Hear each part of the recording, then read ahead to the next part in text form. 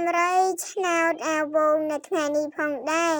ក៏ធ្វើការវាយត្រឡប់មកជួបពុកម៉ែបងប្អូនសារជាថ្មីទៀតហើយនៅការចែកលេខអាវងជូនទៅកាន់ពុកម៉ែបងប្អូនទាំងអស់គ្នាប៉ុន្តែមិននឹងចូលទៅទស្សនាក៏សូមពុកម៉ែបងប្អូនហើយនឹងប្រិយមិត្តទាំងអស់គ្នាកុំភ្លេចជួយចុច Subscribe ហើយនឹងដាក់នៅសញ្ញារូបកណ្ដឹងម្នាក់មួយផងដែរដើម្បីទទួលបានរាល់វីដេអូតម្រូវឆ្នោតអាវងថ្មី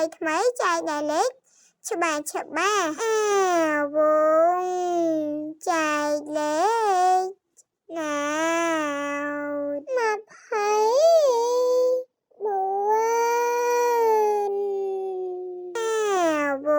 ងចែកលេខឆ្នោ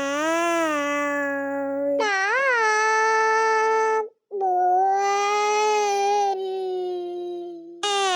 វងចែកលេខណាអារម្មណ៍មួយចែក47អាវងចែកលេខឆ្នោត